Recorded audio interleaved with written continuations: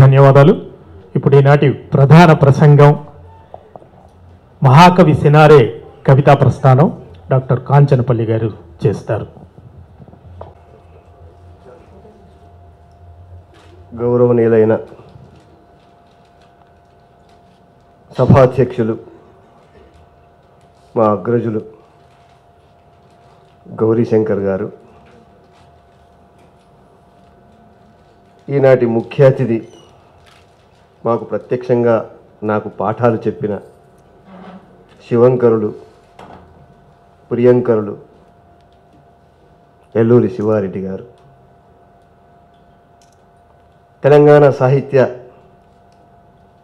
Academy chairman, ఈనాటి తరానికి మార్గదర్శకులు, కవిత్వంలో, విమర్శలో, ఇంకా అనేక ఇతరేతర విషయాలలో కూడా మార్గదర్శకులైన మా పెద్దన్న నందిని సిద్ధారెడ్డి గారు, ఆనాడు ఉద్యమ దిక్సూచి, ఇప్పటికి కూడా సాహిత్య దిక్సూచిగా తన పాటతో అఖిల తెలంగాణని, అఖిల తెలుగు ప్రజలను అలరిస్తున్న, నేను వారు క్షమిస్తే నేను సందేశపతి అంటాను వారిని, దేశపతి అనడం కంటే సందేశం ఇవ్వడం, అసలు ఒక విషయాన్ని చాలా సమగ్రంగా వెనుక కూర్చున్న అంటే ఇక్కడ వెనుక కూర్చున్న వాళ్ళు పామరులు నా ఉద్దేశం కాదు, అంటే ఎవరికైనా అర్థమయ్యేటట్టుగా సాకల్యంగా చెప్పగలిగినటువంటి ప్రజ్ఞాశీలి వారు, అటువంటి దేశపతి శ్రీనివాస్ గారు, మా హృన్మిత్రుడు,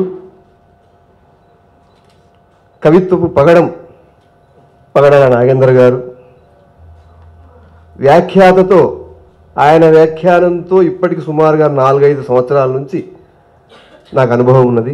మేమిద్దరం కలిసి జాగృతిలో అనేక పనులు చేస్తున్నాం. అటువంటి మా సోదరుడు ఘనమైన కవి ఘనపురం దేవేందర్ గారు, తర్వాత తెలంగాణ సాహిత్య అకాడమీ కార్యదర్శి, మా చిరకాల మిత్రులు, మాకు తెలుగు యూనివర్సిటీలో సహాధ్యాయి, నా రూమ్మేట్ కూడా అయినటువంటి ఏనుగు నరసింహారెడ్డి గారు, ఇంకా వెనక కూర్చొని ఈరోజు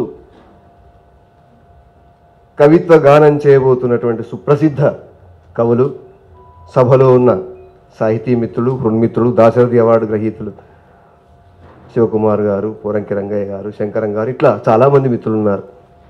అందరికి కూడా నా నమస్కారం. నాకు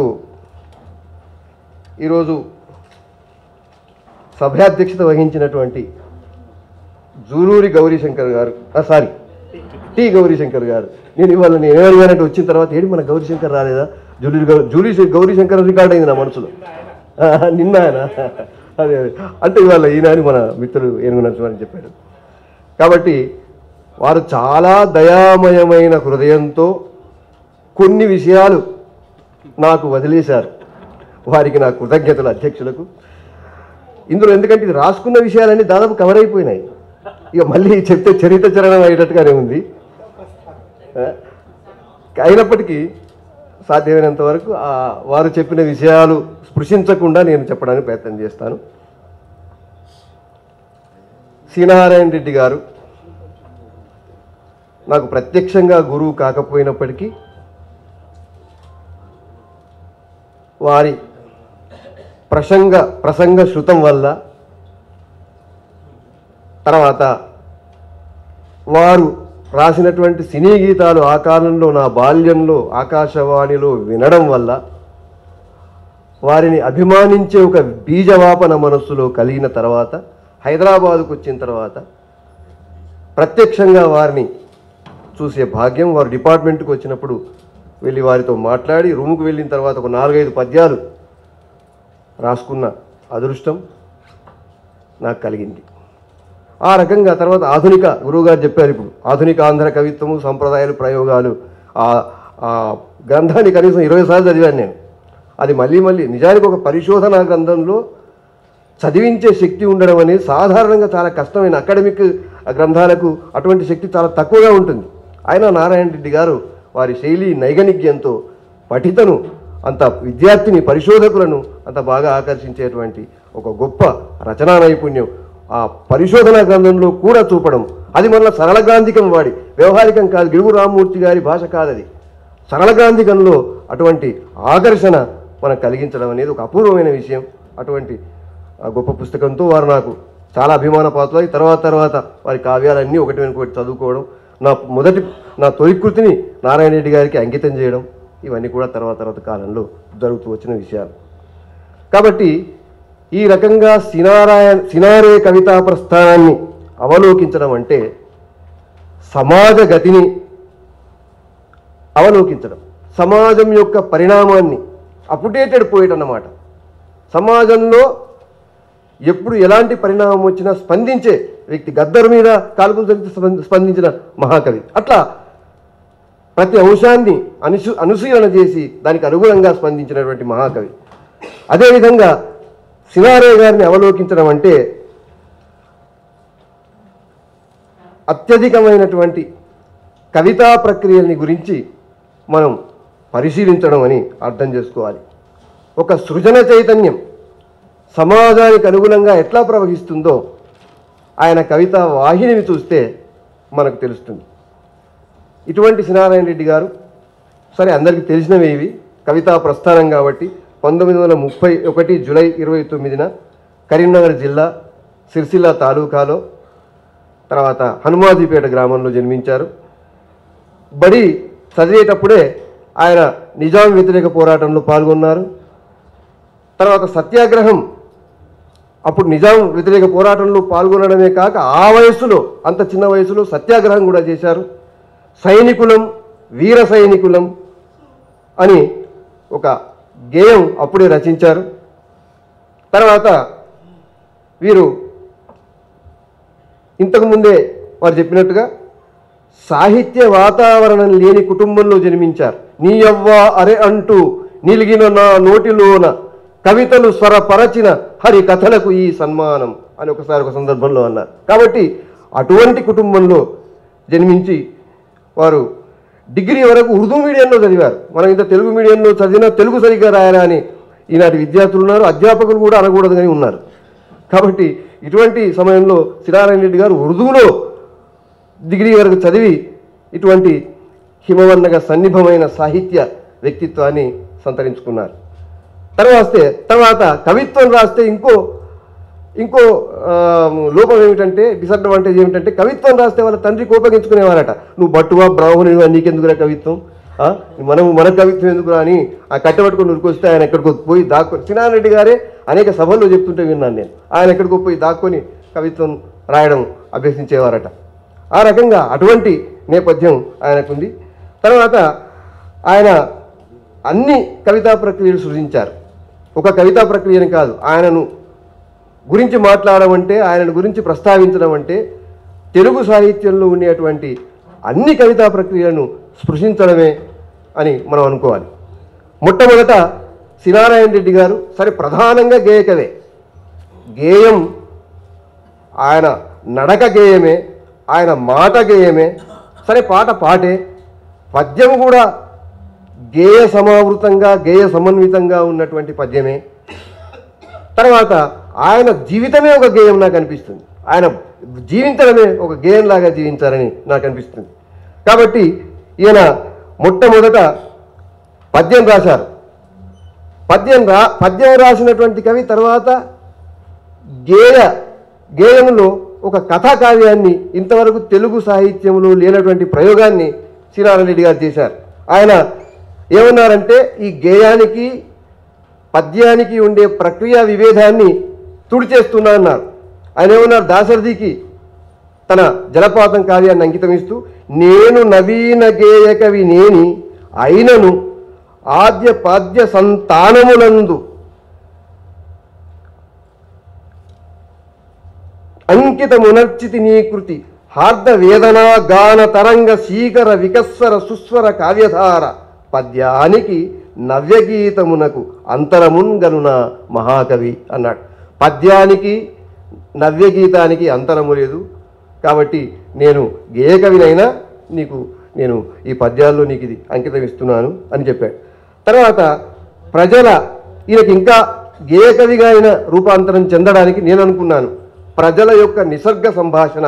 ఆయన గ్రామంలో ఇంకా ఆ కాలపు గ్రామం నుంచి ప్రజలు చాలా నిసర్గంగా చాలా కవిత్వవంతంగా అలవోకగా మాట్లాడుకోవడం గ్రామంలో జరుగుతుంటుంది. ఇది మనందరికీ చాలాసార్లు చాలామంది ఇచ్చినటువంటి ఉదాహరణ మనకు తెలిసిందే.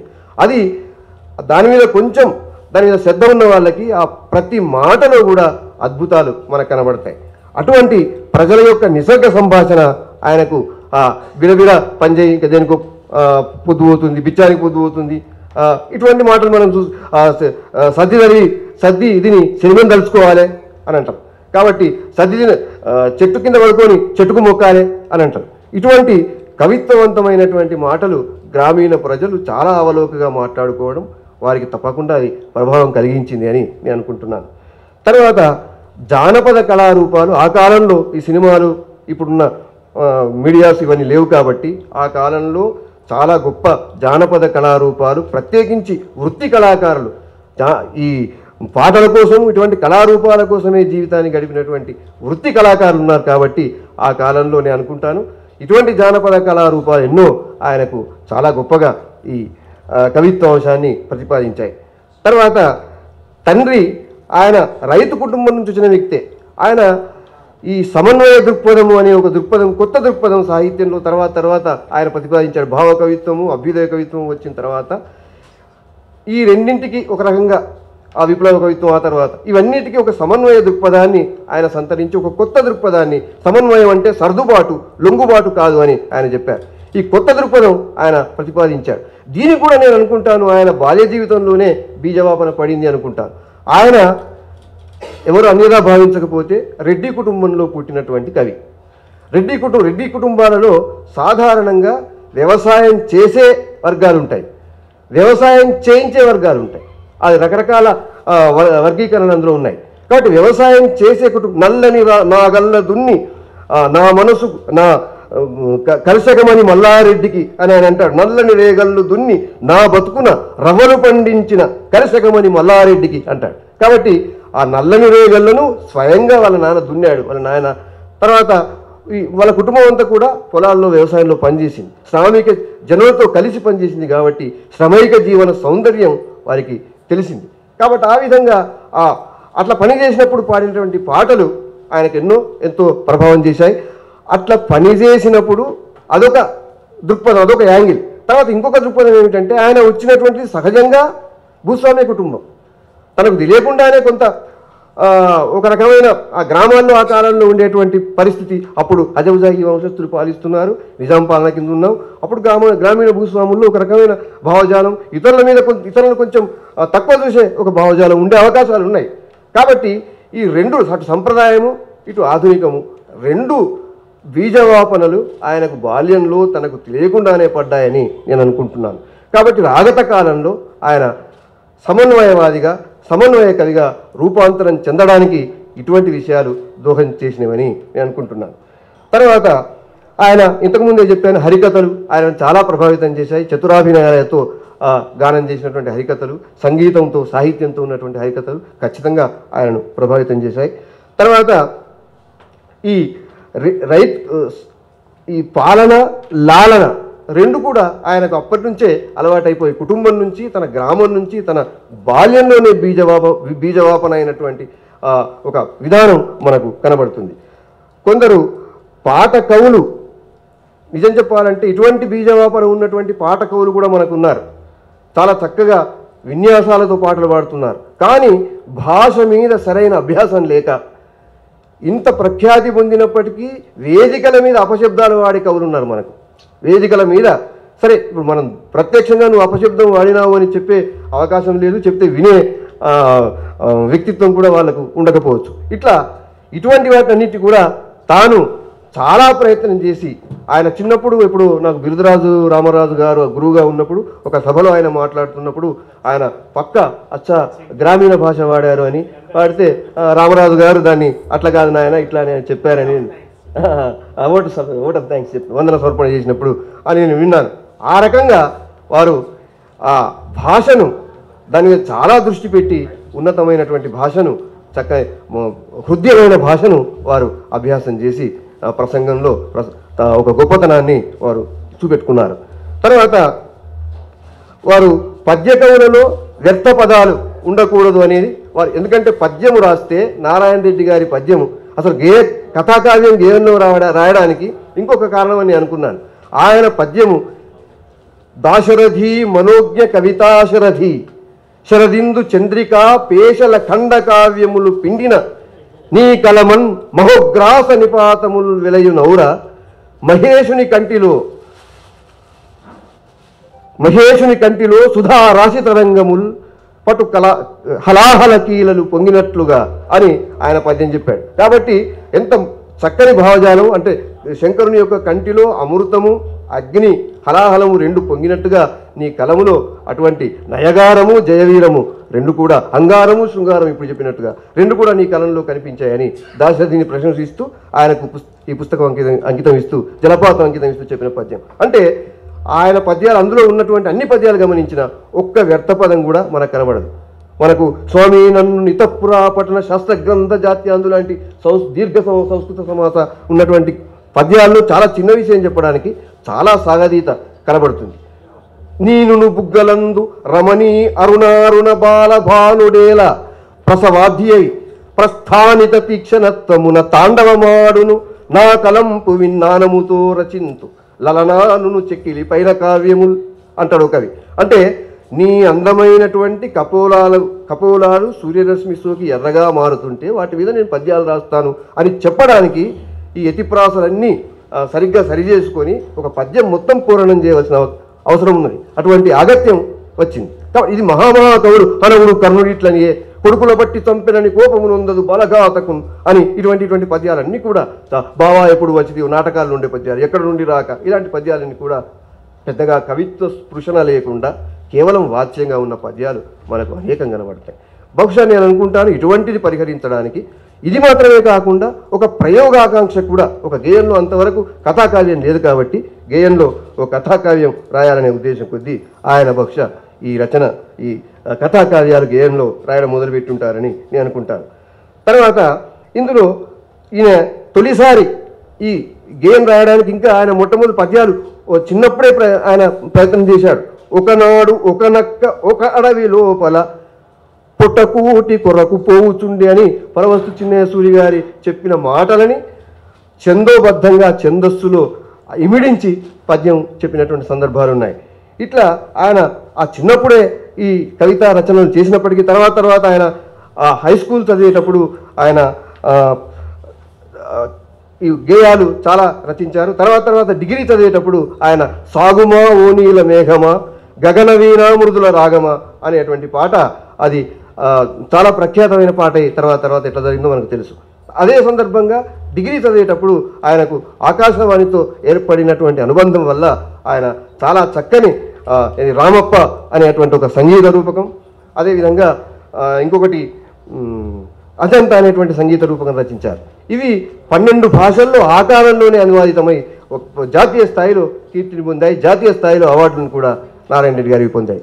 ఈ విధంగా నారాయణ రెడ్డి గారు గేయ రచనలో అప్పటి నుంచి తన యొక్క అభిరుచిని చూపిస్తూ వచ్చి కథాగేయాన్ని రచించారు. ఆయన కథాగేయాలు గేయకావ్యాలు కథనం చేసినటువంటి గేయకావ్యాలు విశ్వనాథ నాయకుడు, తర్వాత నాగార్జున సాగరం, మొట్టమొదటి నాగార్జున సాగరము, కర్పూర వసంతరాయలు, విశ్వనాథ నాయకుడు మొదలైనటువంటి గేయకావ్యాలు నారాయణ రెడ్డి గారు రచించారు. అయితే నారాయణ రెడ్డి గారు రాసినటువంటి గేయకావ్యాలన్నిటిలో కూడా మనకొక స్థితి కనబడుతుంది. ఇవి దాదాపుగా నేను అనుకుంటాను ఆధునిక సాంప్రదాయ లేక సాంప్రదాయ ఆధునిక కావ్యాలు అని అనుకుంటాను. ఎందుకంటే సాంప్రదాయవాదులు అనబడే వాళ్ళు యాజ్ ఇట్ ఈజ్గా పాత కవిత్వాన్ని యాజ్ ఇట్ ఈజ్గా మరి ఈ పద్యాల్లో రాశారు.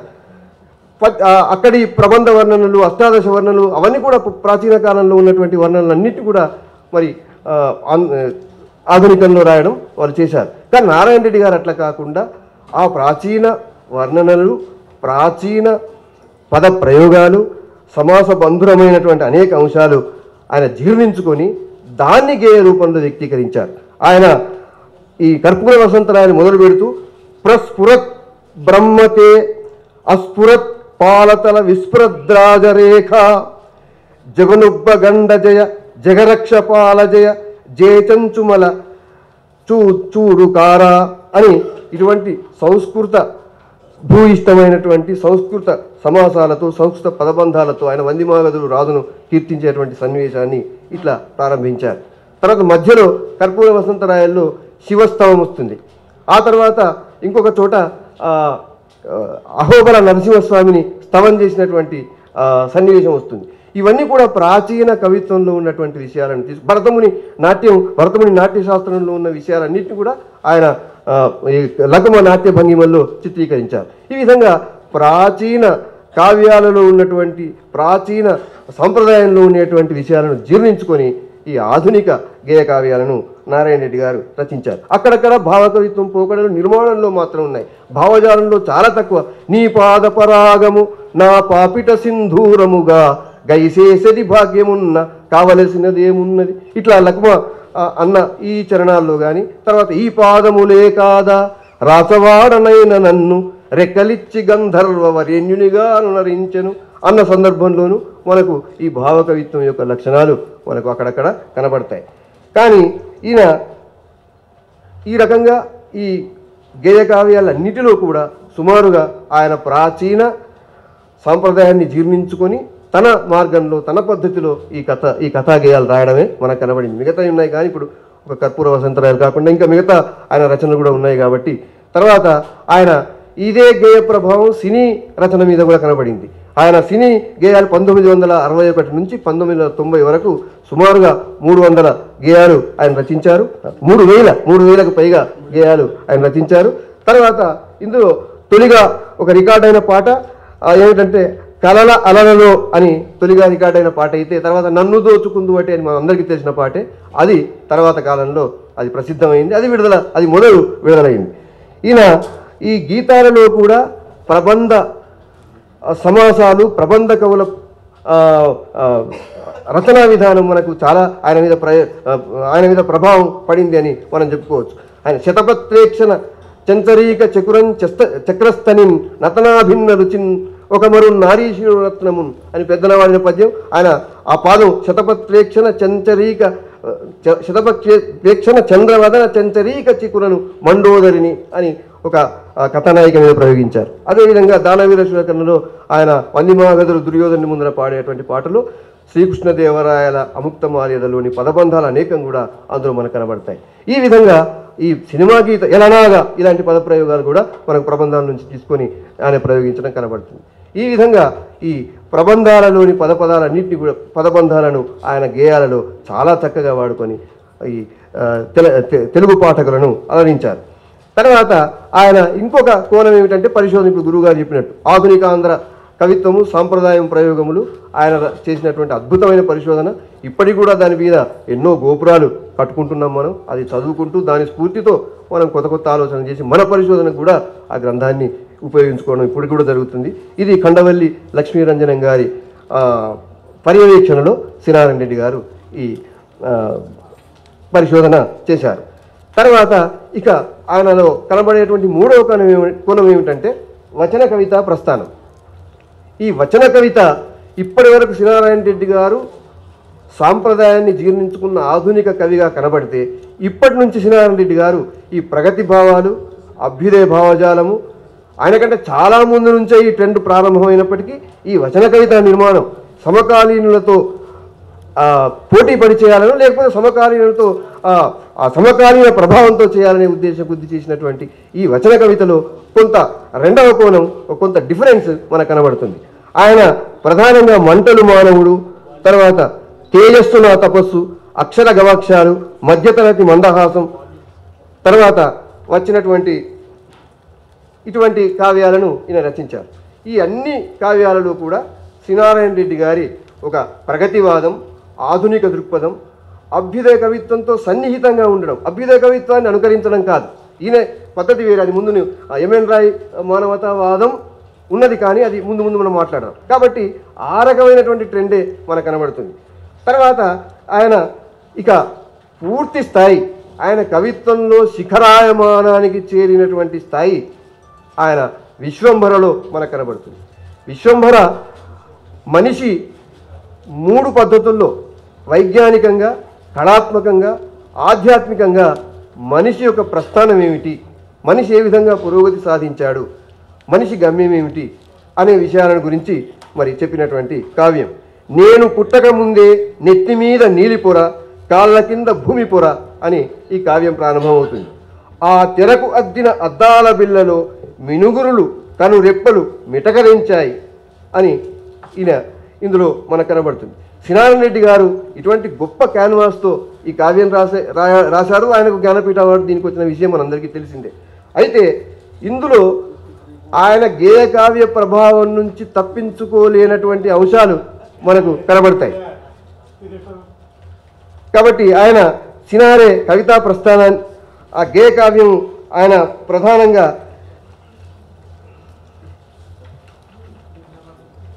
నా వచన కవితల్లో లయాత్మక పంక్తులున్నారని అందరూ అంటారు అని ఆయనే వచన కవిత లయాత్మకత అనే పుస్తకంలో చెప్పుకున్నారు. సారస్వత పరిషత్తుల్లో గతంలో జరిగిన సభల్లో కూడా ఆయన మాట్లాడుతూ ఈ విషయం చెప్పారు. కాబట్టి ఆయన ఎట్లా గేయ కవిత ప్రభావం ఉందో నేను 1-2 మాటలు చెప్తాను. నడక ఉంది అడుగులకే తెలియనిది, పలుకు ఉంది పెదవులకే తెలియనిది అని విశ్వంభరలో ఆయన రాసినటువంటి పాదాలు. దీన్ని కొంచెం మార్చే త్రిష్టగతి గేయంగా మనం పాడుకోవచ్చు. నడక ఉంది అడుగులకే తెలియనిది, పలుకు ఉంది పెదవులకే తెలియనిది అంటే ఇది త్రిష్టగతి గేయం అవుతుంది. అదేవిధంగా శాసనం ఉరిమితే చల్లారదు కాంక్ష, అది మరింత రగులుతుంది అని ఈ మాట, ఇది కూడా త్రిష్టగతి గేయమే. ఇది కొంచెం మారిస్తే ఆయన శాసనం ఉరిమితే చల్లారదు కాంక్ష, అది మరింత రగులుతుంది అంటే అది కొంచెం తేడాలతో త్రిష్టగతి గేయంగా మనకు కనబడుతుంది. అదేవిధంగా చతురస్రగతి గేయంలో కూడా ఈయన దాని ప్రభావం కూడా విశ్వంభరలో మనకు కనబడుతుంది. పయనిస్తున్నాయి నా వెంట పవన తరంగిణులు ఎన్నో అని, పయనిస్తున్నాయి నా వెంట పవన తరంగిణులు ఎన్నో అని తక్కకిట తక్కకిట తక్కకిట తక్కకిట అనేటువంటి ఆవృతంలో సాగిపోయేటువంటి చతురస్రగతి ఈ గేయంలో మనకు కనబడుతుంది. అదేవిధంగా ఎన్ని అంచులో రాగాత్మకు, ఎన్ని అలలో నాదాత్మకు అన్నటువంటి దీనిలో ఎన్ని అంచులో రాగాత్మకు, ఎన్ని అలలో నాదాత్మకు అని మిశ్రగతి గేయం ఇందులో కనబడుతుంది. ఈ విధంగా ఈ నిలుచుండి తన నీడ నిలువుటద్దంలా అనే వచనం తీసుకున్న తర్వాత కుత్తుకల నరికితే కాదు గుండెలను కదిపితే గెలుపు అని ఒక ఖండగతిలో ఉన్నటువంటి గేయం మనకు కనబడుతుంది. ఈ విధంగా అది వచన కవిత అయినా, వచన కవిత రాయాలనే ఉద్దేశం కొద్దీ మహాకవి రాసినా ఆయన అనివార్యంగా ఆయనకు అనుస్యూతంగా ఆయన మనసులో ఉన్నటువంటి ఆ గేయ స్పృహ అనేది వచనం రాసినప్పటికీ ఆయన వెన్నాడి ఆ లయ నుంచి ఆయనను బయటికి తీసుకురాలేకపోయింది. కాబట్టి ఇప్పుడు అత్యాధునిక కాలంలో రాస్తున్నటువంటి వచన గేయాలకు, సినారే రాసినటువంటి వచన గేయాలకు నిర్మాణంలో మనం చూడగానే కొట్టొచ్చినట్టుగా ఆ తేడా కనబడుతుంది. ఆయన కాలంలో రాసిన వాళ్ళే చాలామంది. ఆయన ఇప్పుడు ఆశారాజు గారి గేయం అనుకోండి, సిద్ధారెడ్డి సార్ గేయం అనుకోండి, పగడాల నాగేంద్ర, నరసింహారెడ్డి ఎవరు రాసినా వీళ్ళు రాసినటువంటి గేయాలలో శ్రీనారాయణ రెడ్డి గారు రాసినటువంటి గేయాలకు చాలా ప్రత్యక్షమైనటువంటి తేడా మనకు కనబడుతుంది. ఆయనను గేయం ఇది గొప్ప లక్షణం అందామా, గొప్ప లక్షణం కాదందామా అనేది వేరే విషయం, కానీ ఆయనను గేయం అనేది వదలకుండా వెన్నాడింది. తర్వాత ఈయన ఈ రకంగా శిఖరాయమానంగా అన్ని కోణాల నుంచి మనకు కనబడుతున్నటువంటి శ్రీనారాయణ రెడ్డి గారి యొక్క సాహితీమూర్తి.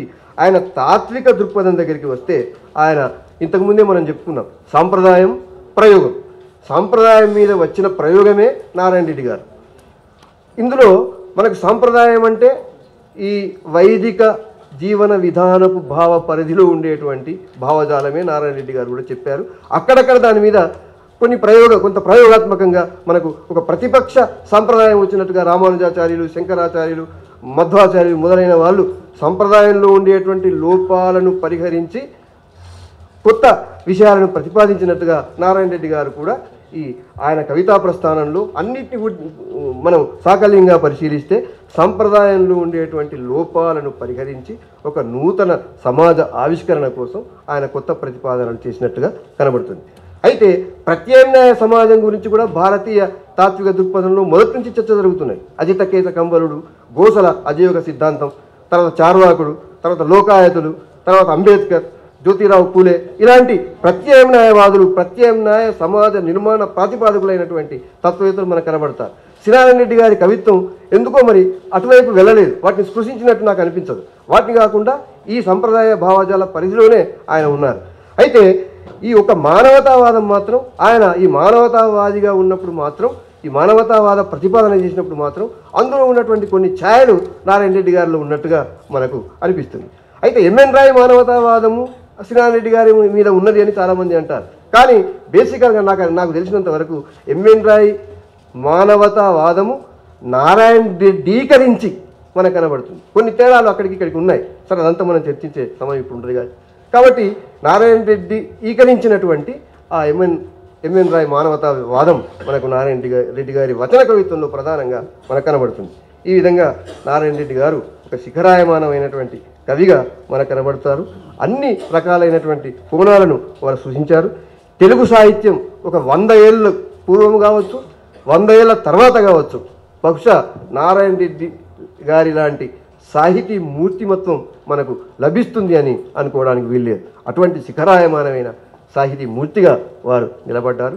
తర్వాత తెలుగు సాహిత్యం ఎన్ని రోజులు ఉంటుందో, తెలుగు కవిత్వం ఎన్ని రోజులు ఉంటుందో, ఒక నన్నయ్యలాగా, ఒక పోతనలాగా నారాయణ రెడ్డి గారు కూడా అన్ని రోజులు ఈ సాహితీ సంప్రదాయంతో ప్రయాణిస్తారు. వారు మనందరిలో జీవించి ఉన్నారు, మనకు ప్రాతస్మరణీయులు. మనం ఇప్పుడు కూడా ప్రతిరోజు నారాయణ రెడ్డి గారి గురించి మాట్లాడుకొని సందర్భం కానీ, నారాయణ రెడ్డి గారి గురించి ఆలోచించిన సందర్భం కానీ మనకు దాదాపుగా ఉండదు. ప్రతిరోజు ఏదో ఒక సందర్భంలో ఏదో విధంగా వారి గురించి మనం మాట్లాడుకుంటూనే ఉన్నాం. ఈ విధంగా నారాయణ రెడ్డి గారి యొక్క శిఖరాయమానమైనటువంటి వ్యక్తిత్వాన్ని ఆవిష్కరించడానికి విహంగ వీక్షణం చేశాను నేను. ఇంకా కొన్ని విషయాలు ఉన్నాయి కానీ అవన్నీ మనం చర్చించలేం ప్రస్తుతం.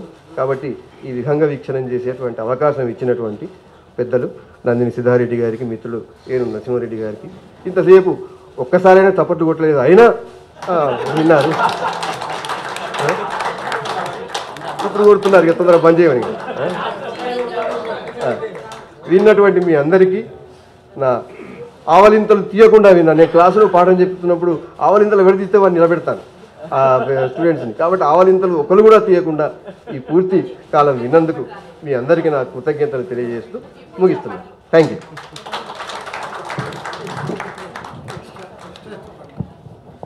మిత్రుడు డాక్టర్ కాంచనపల్లి గారు సమయపాలన మీరకుండా చేశారు. 30 నిమిషాలు.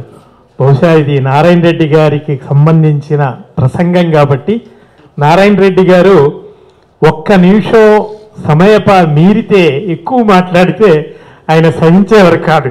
ఆయన నుంచి మేము చాలా గ్రామర్ నేర్చుకున్నాం. కాబట్టి బహుశా నారాయణ రెడ్డి గారి ప్రభావమేమో, వారు సరిగ్గా 30 నిమిషాలంటే 30 నిమిషాలు మాట్లాడారు.